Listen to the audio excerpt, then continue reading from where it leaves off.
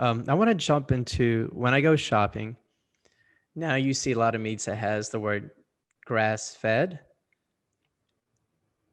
Can that be confusing? I mean, is there a definition for that? And then is there a definition for grass finished as well? Yeah. So um, grass fed means animals spent some time on grass.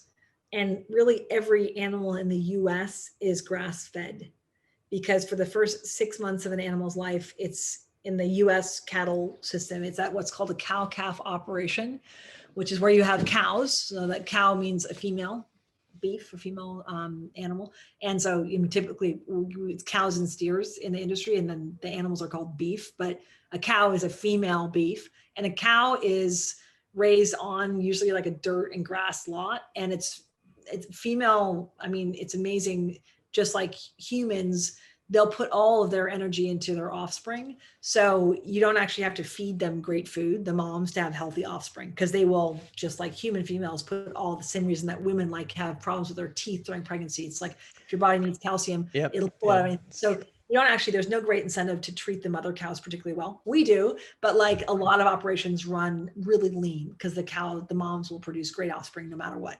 So they're typically kept on kind of like very low grade pasture, and they'll be nursing on the moms until like 5 or 6 months. So that's grass. It's on grass. Technically, you might have a bite or two grass in that time.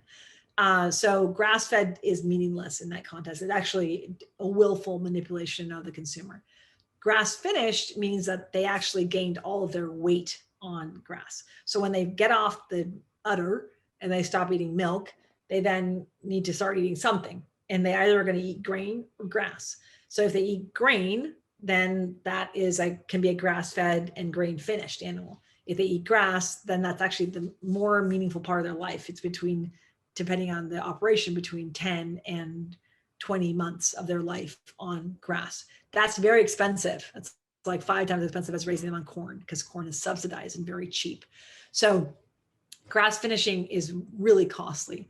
You have to be careful. There are feedlots that finish on grass, and they do that with a grass seed pellet, which is just a really sleazy workaround in my estimation, because it's basically like pelletized. I mean, a grass seed is not that different from a grain.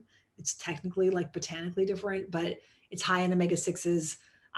It's not, I mean, grasses don't seed with the ratio that like corn does, where it produces a lot of it. So the grass seed in the natural diet is extremely minimal amount of the diet. So if you're feeding the animal grass seed pellet, you're going to get weight gains that aren't as aggressive as they are on corn, but they're not that far off. So actually look for pasture, free range, and grass finished.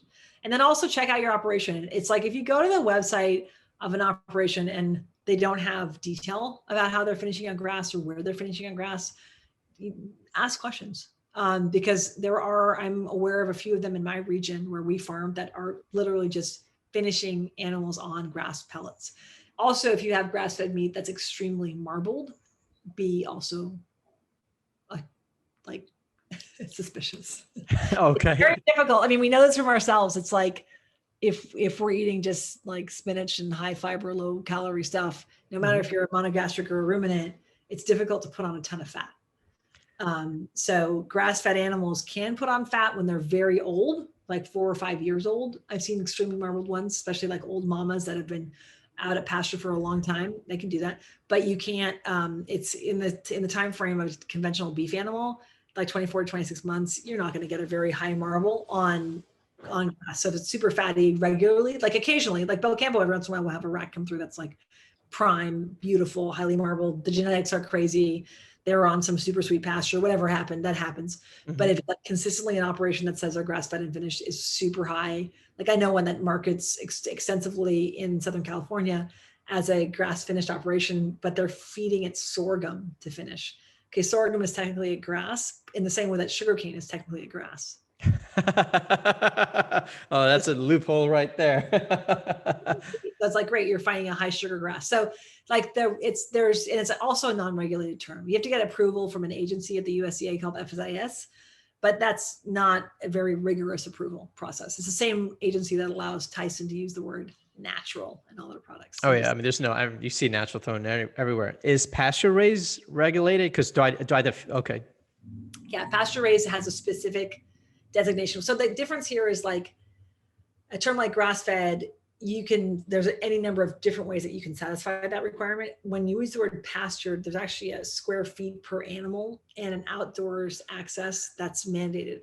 So it's very Okay. specific. So that is regulated. So pastured or pasture raised or free range is less so. Free range is actually misused. I think that the regulations for that term were not developed with the consumer's interest in mind, because free range means that they have to have access to the outdoors. Yeah, there's a door in the hen house, but doesn't mean they're going out. So pastured means that they actually have a place they can go inside to, but they live outdoors, right? Okay. So Okay. for pastured animals, typically what we do with our pastured animals is we want them to have a place, if they're egg laying animals, where they can roost and really protect their young. But for our meat birds, they have just a hoop house so that they're protected from predators. Like at Right. nighttime, they go inside, they stay warm, they're protected from predators, but all day long, they are outside. And then they can go in, they will go in, and they prefer to be outside. They're all over the place. And then if I show up or you show up, they kind of go and cluster together and they go under their little roof, but when you're not there, they're out enjoying pecking around for stuff and looking and digging and finding worms. And then, like Right. the usual kind of like bird stuff. So